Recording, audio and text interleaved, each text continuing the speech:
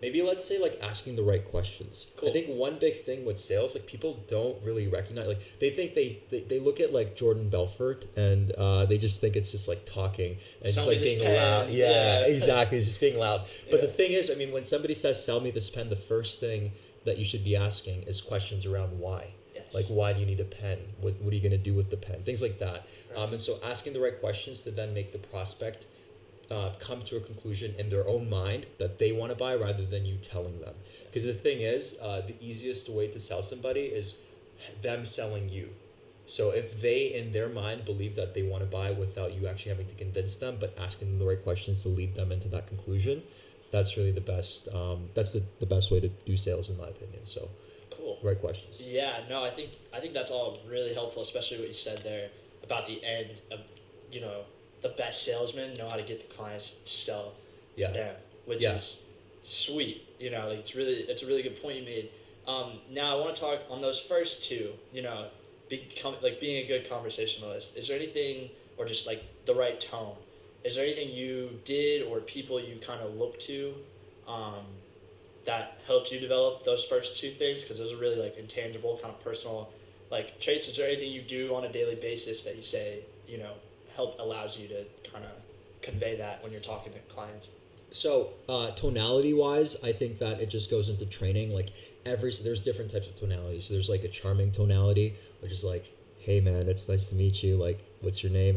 And there's like a conviction tonality, which is like, dude, I'm super excited for this podcast. It's gonna be a great time. So and then there's like the confused tonality, which is like, yeah, like what was your name again? You know, so it's like you kind of have to like balance all the different tonalities and use it at the right time. So if you and also like kind of have like inflections, so like you do one tonality and then you switch to another. So like for example, you might do something like, so with this $2,000 package, the first thing you get is one-on-one access to mentorship. You say that with conviction. The second thing you say, and despite how famous the influencer is, you still get direct time from them.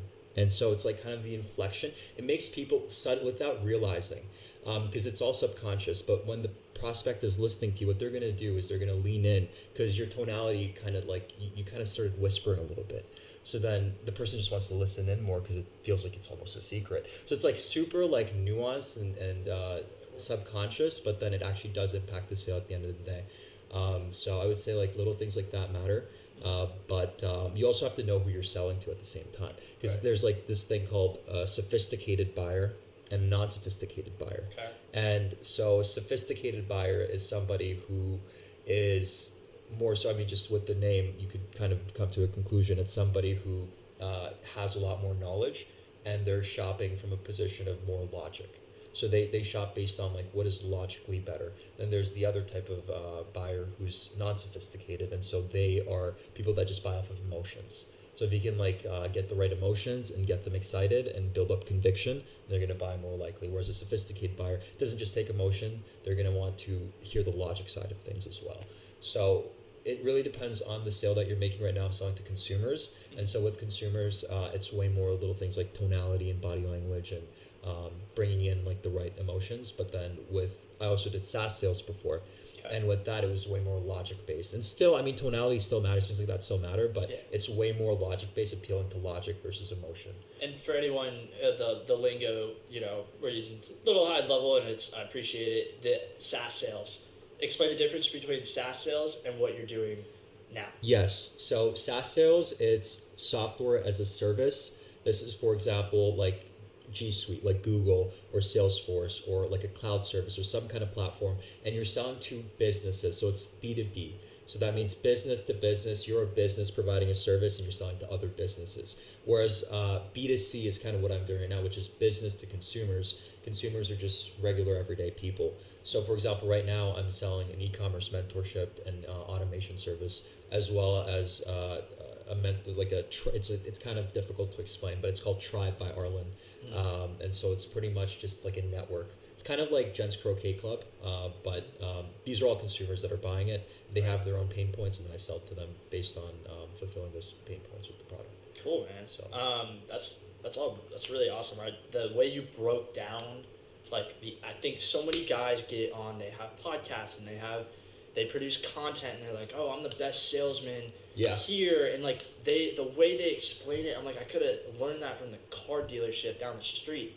Like, they're not talking about tonality and, you know, like the fact that you just explain that, and I can think back to sales calls where me as a business owner have like, oh, this service is interesting, Yeah. and felt those things. Like, I remember wondering like, why did they get so quiet? Yeah, yeah, And then yeah, they got so like exactly, excited, and I was like, did I miss yeah. something? Like, but the big thing you hit on was it grabs your attention. Yup. And having attention, as we spoke on with social media, is everything, right? So it's like you talk about like attention, drawing people to your product. Yeah. Now you're on the sales call, great. Maybe your social, maybe your ads worked, but if your sales guy or you on the call Yeah. can't provide that same level of holding the person's attention, you're not going to get to the point where you hear the pain point or you make the sale. Exactly. The game is you want to plant the idea of conviction on your product or service into the prospect, so much so that they are willing to like speak highly about it and sell other people on it. So if you could do that, and then there's like a bunch of subtle ways like tonality, like we touched on, that's kind of how we get into it. But if I were to just say blankly, like, this is the best product, you should buy it, that doesn't hit the same way as if I ask you the right questions and ask something like, okay, so what are you struggling with? And how is this impacting you? And what are you looking for? What have you tried so far? And then through that, like planting the seed of the product and service you're selling to really be the solution to those problems. Mm-hmm. That's how you can really like start to do well. And I would also add a lot to this as well. You can't do that if the product or service itself doesn't do well. So if it doesn't actually have a ground to stand on, you can't properly, it's just impossible to have the level of conviction to be able to influence people that way. So I would say that you have to be behind the right product and service, but when you are, then it's just a matter of pretty much helping people and